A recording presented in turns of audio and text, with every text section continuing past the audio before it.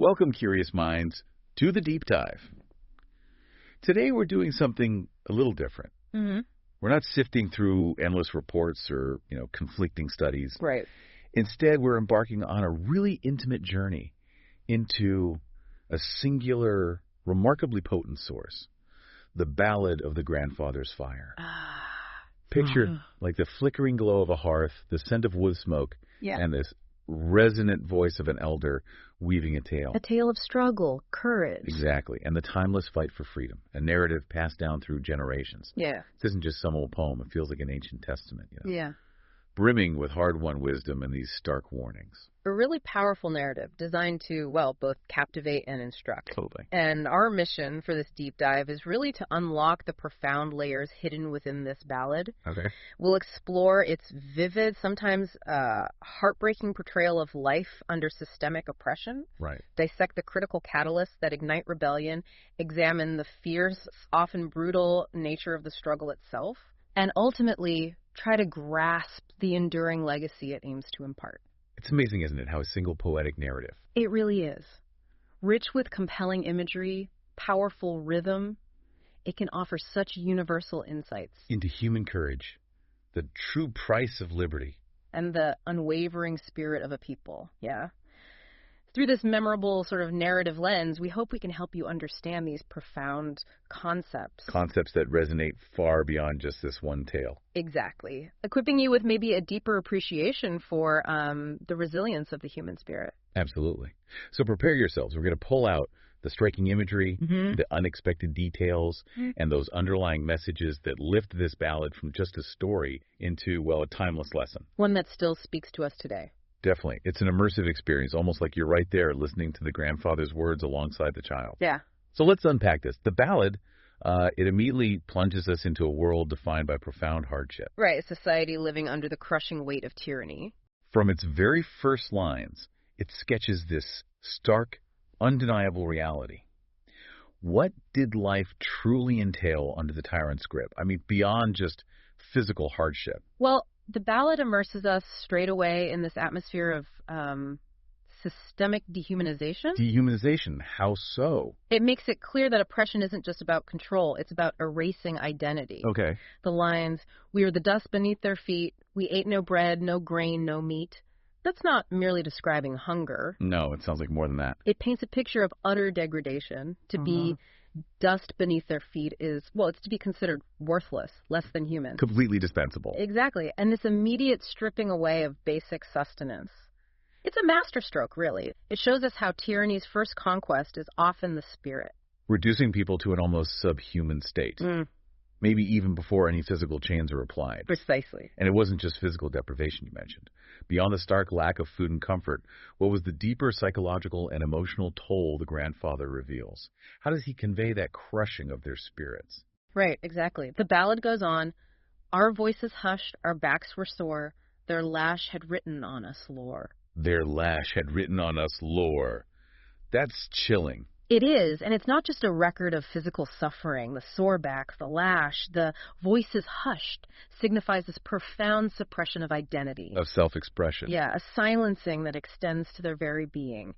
And the lore, written by the lash, it isn't wisdom, is it? No, it sounds like a brutal history. Etched onto their bodies, yeah.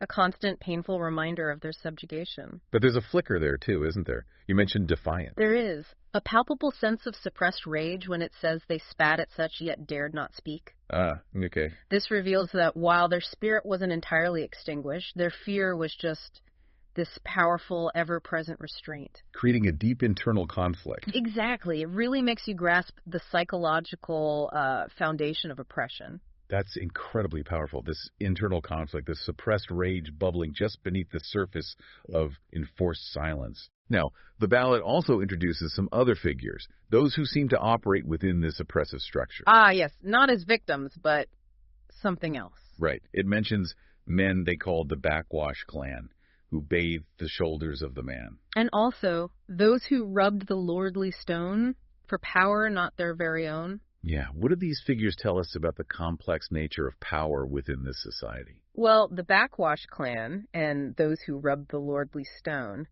They offer a really chilling insight How so? into how tyranny doesn't just rely on brute force, it actually weaponizes internal divisions.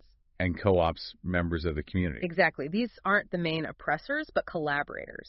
Individuals who benefit, however marginally, by serving the system. They seek power not their very own. Right. Trading their dignity for, like, a reflection of the tyrant's authority.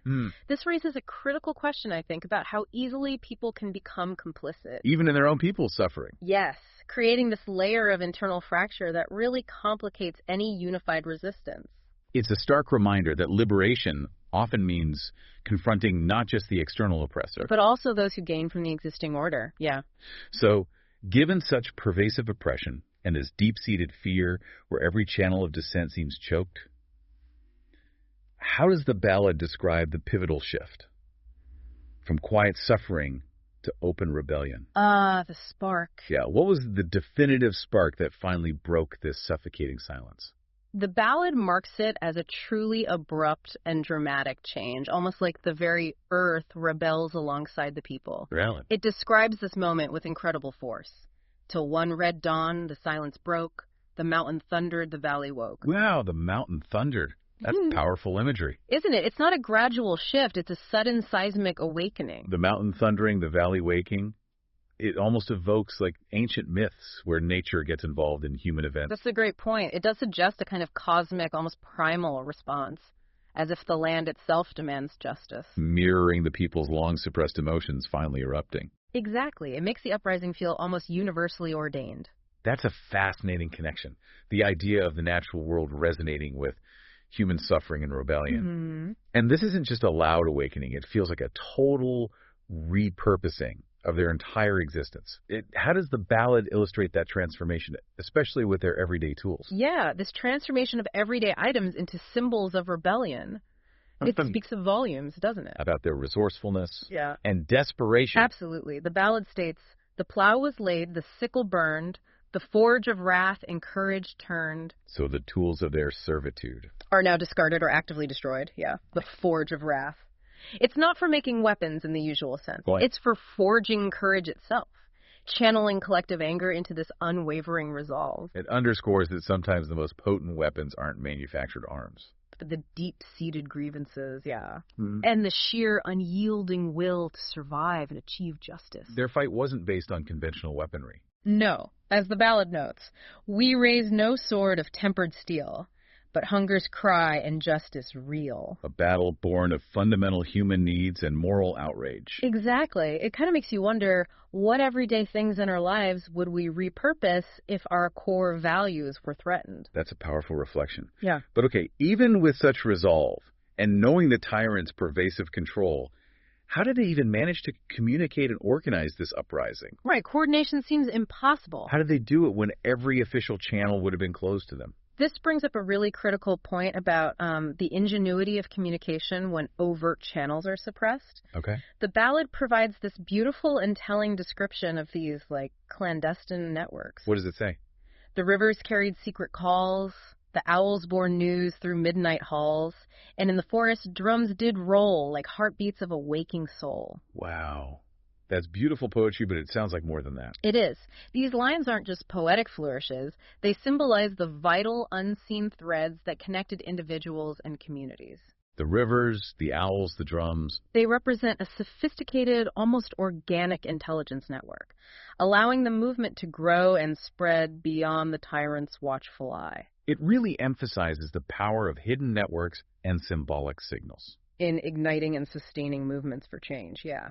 It shows that even without formal structures, united people will always find a way to communicate and converge. Okay, so once that spark ignited, the tyrant clearly wouldn't have just given up his power easily. Oh, definitely not. He must have reacted with overwhelming force. How did he respond to this awakening, and what was the true agonizing cost of this fierce struggle for the people? Well, it's fascinating to see the tyrant's initial reaction described. It's this mix of arrogance, quickly giving way to dawning fear. The ballad tells us, we marched as shadows, lean and grim. The tyrant laughed, but fear bit him. Fear bit him. Even he wasn't immune. Right. He may have scoffed, but that line reveals that even absolute power can be shaken by a unified populace. And his response? Predictable. Brutal suppression. He sent his guards with chain and gun, deploying the full force of his military might to crush the rebellion. The image of the people marching as shadows lean and grim. It underscores their desperation against such force. It really does, almost spectral. But the ballad also describes this profound, almost spiritual resilience, right? Despite the heavy sacrifices. Yes, the language there is particularly evocative. It connects their suffering to a larger, enduring cycle. So how do they manage to endure such losses? Indeed. The ballad introduces this powerful, cyclical nature of sacrifice and renewal. It transforms immense loss into a source of ongoing strength. How does it put it? We fell like wheat before the blade, but each drop sown new soldiers made. Each drop sown new soldiers made. Yeah. The earth drank blood, the sky gave rain, the fields of death grew hope again. It's incredibly poignant. It acknowledges the terrible losses, falling like wheat. But reframes them, not as ultimate defeat, but as fertile ground for future growth. The bloodshed nurtures the ground, allowing hope to sprout anew. Exactly. It's this powerful metaphor suggesting that even in moments of great suffering, the seeds of hope can be replanted, that every sacrifice contributes to a larger eventual victory. It highlights the incredible resilience and collective spirit needed for such a struggle. Absolutely. Demonstrating how martyrdom can inspire, rather than extinguish, a movement. The belief in justice and freedom, when deeply held, can make people endure unimaginable hardship and sacrifice, forging a bond that even the tyrant's chains and guns cannot break. So eventually, despite all the struggle and sacrifice, the tide turned. How does the ballad describe this ultimate victory and its immediate aftermath? What becomes of the tyrant and his oppressive system? Yeah. The ballad describes a complete and definitive reversal of fortune, a dramatic reordering of society. Okay. At last, the castle shook with dread. The crown was cracked. The despot fled. He fled. Yeah. So total collapse. It seems so. The tyrant's stronghold, the castle, trembles. His crown, the symbol of his illegitimate authority, is shattered. It's not just a defeat, it's a dismantling of his regime. His flight signifies the ultimate failure of his rule. A surrender not just of power, but of the very idea of his control. Yes. And what about those who once propped him up? The Backwash clan, his courtiers, how did they react?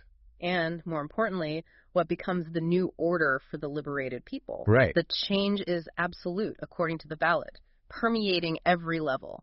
His courtiers knelt, his banners tore. So they submit to the new power. It seems so. Kneeling, perhaps not in loyalty, but in submission to the newly empowered people. His symbols of authority, the banners, are torn down. Signaling the end of his reign. Undeniably. Yeah. But the most profound transformation is encapsulated in that really beautiful resonant line. Which one? The people's song became the law. The people song became the law. Wow. Isn't that something? It's not just about a change in rulers. It's a complete reordering of society. Where the collective voice, the shared aspirations, the will of the people are finally sovereign. Exactly. It signifies this profound shift from rule by dictatorial fiat to governance by popular consensus. Where the very fabric of society is woven from the collective desires and experiences of its citizens. Well put. Yeah. But the ballad doesn't just end there with the celebration of victory. There's a powerful, even urgent warning. Ah, yes. The grandfather's ultimate message to the child. And by extension, to all of us, right? Mm. What is that enduring lesson he imparts beyond the triumph itself? This is where the ballad moves beyond just being a historical account. It instills this deep sense of intergenerational responsibility. Okay. The grandfather tells the child, "So hear me, child, the fire is thine, not just in tale, but blood and line." The fire. The spirit of liberty. Exactly. Keep watch, lest shadows rise once more and kings return as wolves of yore. It's a direct passing of the torch. A reminder that the struggle for freedom isn't a one-time event. Precisely. The fire is entrusted to each new generation. Freedom isn't inherited passively, it must be actively guarded. It's a powerful call to vigilance. A reminder that freedom isn't some permanent state, but a continuous effort, requiring active participation and constant safeguarding. Against the ever-present threat of new forms of tyranny. Mm-hmm. And he emphasizes the deep, personal, ongoing cost of that freedom too, doesn't he? Making it clear it's never truly a free gift. Absolutely. He makes it profoundly personal, unforgettable, stating, "For freedom's wine is never free, it flows from veins of those like me." It's That's such a stark, visceral line. It really underscores that liberty is paid for with sacrifice, suffering, often blood, a solemn reminder of the immense price past generations have paid. And then he concludes with a timeless, unifying message, a strategy for future struggles. Yes, the ultimate lesson of collective power. Remember this when night is long, the weak united shall be strong. A beacon of hope. Stressing that solidarity, unity, mutual support, these are the most formidable weapons against any form of oppression, a truth that echoes across every era. What an incredible journey we've taken through the Ballad of the Grandfather's Fire. Just amazing. It really is a rich source. We've explored the depths of oppression, felt that desperate existence under the tyrant's lash. Witnessed the unexpected, almost cosmic spark of rebellion. As everyday tools became symbols of wrath. And understood the immense sacrifice involved in their fierce struggle. And ultimately celebrated a hard-won victory. While grappling with the lasting, vigilant nature of true freedom. And what stands out to me still is how this ballad, despite its sort of ancient tone and poetic form, offers such vital, timeless lessons for you today. Yeah. The ideas of unity against overwhelming power, resilience against injustice, those intricate internal dynamics within oppressed societies. And the constant active need to safeguard hard-won liberties. Exactly. They resonate across any era or culture. It highlights how collective action, even from the seemingly powerless, can reshape the world. Reminding us that the spirit of freedom is a flame. That must be continuously tended by each generation, yeah. So, as you reflect on the grandfather's urgent words, maybe consider this. If the people's song truly became the law, what does that mean for your own voice?